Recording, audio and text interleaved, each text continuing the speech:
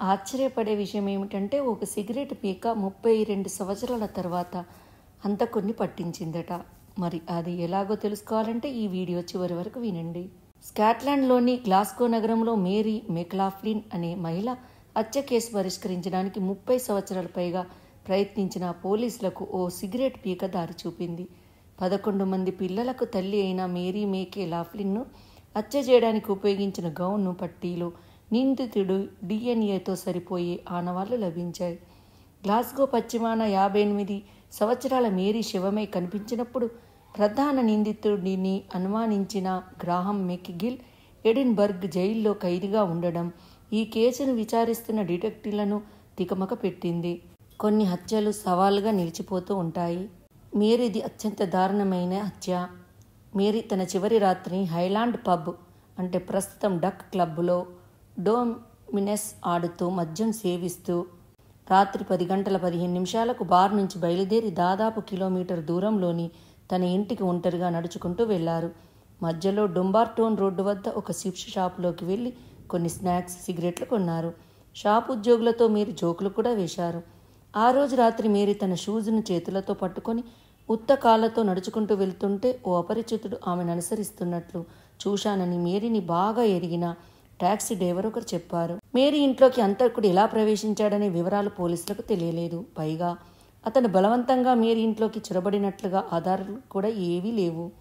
కానీ అతని ఇంటి లోపలికి వెళ్ళగానే తనకంటే వయసులో 2 పెద్దదైన ఆమె మీద క్రూరమైన దాడికి దిగాడు. అది మొబైల్ ఫోన్లో లేని కాలం. అందుకే 3 వేరు ప్రాంతాలలో నివసించే తన అతిపెద్ద కుటుంబ సభ్యులకు మేరీ తరచుగా సంప్రదించలేకపోయేవారు. కానీ వారానికి ఒకసారి ఆమె కొడుకుల్లో ఒకరైన మార్టిన్ కల్లెస్ తల్లిని చూసేందుకు మేరీ ఇంటికి వస్తూ ఉండేవారు. అక్టోబర్ 2, 1984న మేరీని చూసేందుకు ఆమె 24 సంవత్సరాల కొడుకు మార్టిన్ కుల్లెన్ వెళ్ళాడు. ఇంటి లోపలికి వెళ్లిన మార్టిన్కు మేరీ పరుపుపై శవమై కనిపించింది. ఆమె పళ్ళ సెట్టు నేలపై పడి ఉంది. మేరీ పబ్కి వేసుకెళ్లిన గ్రీన్ డ్రెస్ అస్తవ్యస్తంగా ఉంది. మాజీ సీనియర్ విచారణాధికారి ఇయాన్ విషార్ట్ నేరం జరిగిన తీరును అత్యంత దారుణమని చెప్పారు. మేరీ మృతదేహాన్ని కనుగొన్న సమయానికి కంటే 5 రోజుల ముందే ఆమెను గొంతు నులిమి చంపారని పోస్ట్ మార్టం రిపోర్టు వెల్లడైంది. హత్యానంతరం నిందితుడిని పట్టుకునేందుకు డిటెక్టివ్లు 1000కి పైగా వాంగ్మూలాలను సేకరించినా వారికి ఎటువంటి పురోగతి కనిపించలేదు. దీంతో మేరీ కేసును మూసివేసినట్లుగా ఆ మరుసటి ఏడాది పోలీస్ అధికారులు ఆమె కుటుంబానికి తెలిపారు. కానీ ఒక సిఐడి అధికారి మాత్రం ఆశ కోల్పోవద్దని మేరీ కుమార్తె గిన్ మిక్ గవిన్ను కోరారు. మేరీకి 2 భర్తల ద్వారా 11 మంది పిల్లలున్నారు. స్థానిక కమ్యూనిటీలో ఆమె అందరికీ తెలిసిన వ్యక్తి. ఆమెకు మొదటి భర్త ద్వారా 6, రెండో భర్త ద్వారా 5 పిల్లలున్నారు. అయితే మొదటి 6 పిల్లలని మేరీ వదిలేయడంతో కుటుంబంలో ఎప్పుడూ కొంత ఉద్రిక్త పరిస్థితులు ఉండేవని మేరీ కుమార్తె జీనా అంటున్నారు. కుటుంబంలోనే ఎవరో హంతకుడు ఉన్నాడని భావించానని ఆమె చెప్పారు. తన తల్లి హత్యపై పుస్తకం రాసిన జీనా తన అనుమానాలను పోలీసులతో పంచుకున్నారు. జీనా అనుమానాలతో ఆమె సోదరులు కూడా ఏకీభవించారు. మా పిల్లలలో ఒకరు ఈ పని చేసి ఉంటారు, లేదా ఈ హత్య గురించి ఎవరికీ తెలియని సమాచారం మాలో ఒకరికి తెలిసి ఉంటుందని మేమంతా అనుమానించాము, కానీ నిరూపించలేకపోయాం అని జీనా అన్నారు. నిందితుడెవరో కనిపెట్టడానికి 2008 వరకు 4 సార్లు చేసిన ప్రయత్నాలు విఫలమయ్యాయి. 2014లో 5వసారి ఈ కేసు పునర్విచారణ ప్రారంభించినప్పుడు ముఖ్యమైన విషయాలు కనుగొనగలిగారు. స్కాట్లాండ్లోని నేర విచారణ కేంద్రంలో అందుబాటులోకి వచ్చిన డిఎన్ఏ విశ్లేషణ సౌకర్యం వల్ల ఇది సాధ్యమైంది. గతంలో నిపుణులు కేవలం 11 డిఎన్ఏల ఆనవాళ్లను మాత్రమే కనుగొనగలిగారు. కానీ కొత్త సాంకేతికతో 24 ఆనవాళ్లను కనుక్కోగలుగుతున్నారు. చిన్న సైజులు లేదా తక్కువ స్పష్టత ఉన్న నమూనాల నుంచి ఫలితాలు రాబట్టడంలో ఉన్న ఇబ్బందుల నుంచి ఈ నవీన సౌకర్యం ఊరట కలిగించింది. కాలంలో వెనక్కి వెళ్లి ఆశలు మిగలని ఎన్నో కేసులకు న్యాయం చేకూర్చే అవకాశాన్ని ఈ సాంకేతికత సాధ్యం చేసింది.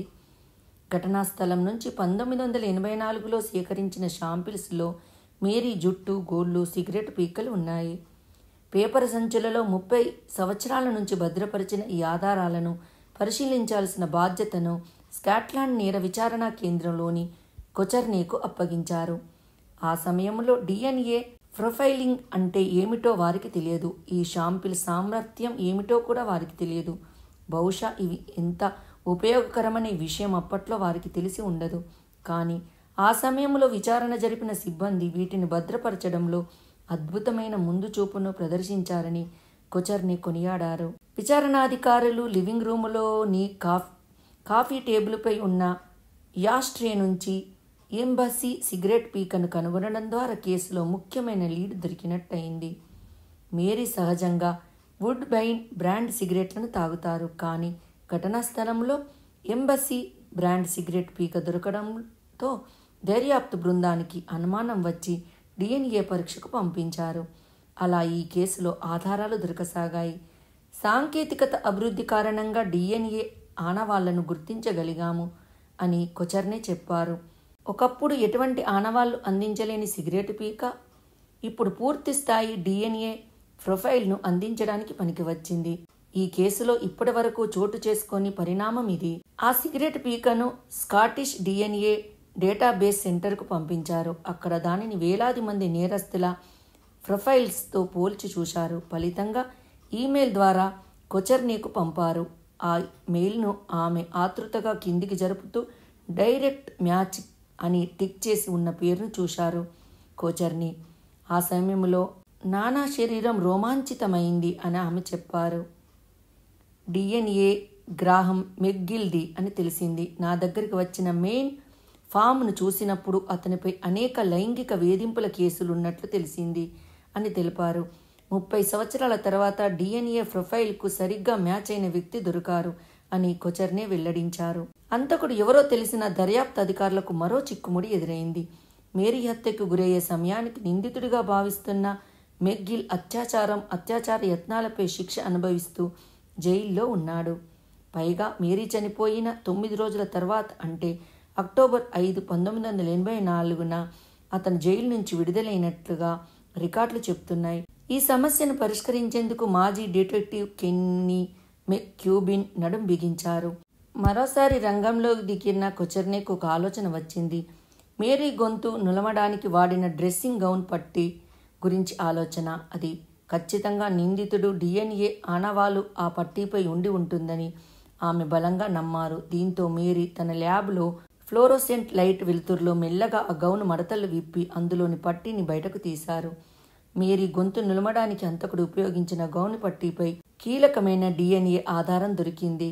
మేరీ గ్రీన్ డ్రెస్ మీద గ్రాహం వీర్యం జాడలు కూడా దొరికాయి. కానీ దోష నిర్ధారణ చేయడానికి ఫోరెన్సిక్ ఆధారాలు సరిపోవు అని మెక్క్యూబిన్ అన్నారు.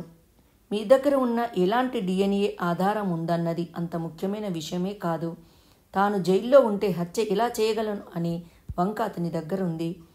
మేరీ హత్యకు గురైన సమయంలో ఎడిన్బర్గ్ జైలును పునర్నిర్మిస్తున్నారు. పైగా అది కంప్యూటర్ కాలం కాదు కాబట్టి అప్పటి పత్రాలు దొరకడం కష్టంగా మారింది. కానీ ఈ కేసును ఎలాగైనా పరిష్కరించాలని మెక్క్యూబిన్ పట్టుదల ఆయనను ఎడిన్బర్గ్ నడిబొడ్డున ఉన్న నేషనల్ రికార్డ్స్ ఆఫ్ స్కాట్లాండ్ వైపు నడిపించింది. అక్కడ ఆయనకు ఎడిన్బర్గ్ జైల్ జర్నల్స్ దొరికాయి. అందులోని ఓ చిన్న ఎంట్రీ కేసు మొత్తాన్ని మలుపు తిప్పింది.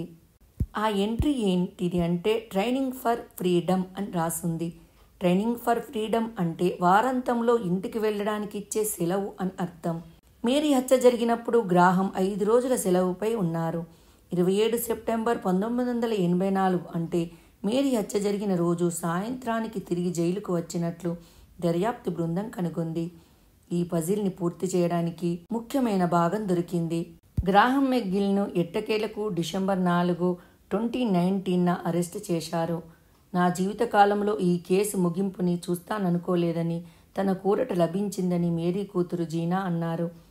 ఏప్రిల్ 2021లో 4 రోజుల పాటు కొనసాగిన కోర్టు విచారణ తర్వాత గ్రాహం మెక్గిల్ను కోర్టు దోషిగా ప్రకటించి 14 సంవత్సరాల జైలు శిక్ష విధించింది. గ్లాస్గో హైకోర్టు న్యాయమూర్తి లార్డ్ బర్న్స్ తీర్పు చెబుతూ ఈ హత్యకు పాల్పడినప్పుడు గ్రాహం వయసు 22 సంవత్సరాలు. కానీ ఇవాళ కోర్టు ముందు నుంచున్న గ్రాహం వయసు 59 సంవత్సరాలు. మేరీ కుటుంబం న్యాయం కోసం ఇన్ని సంవత్సరాలు ఎదురు చూడవలసి వచ్చింది.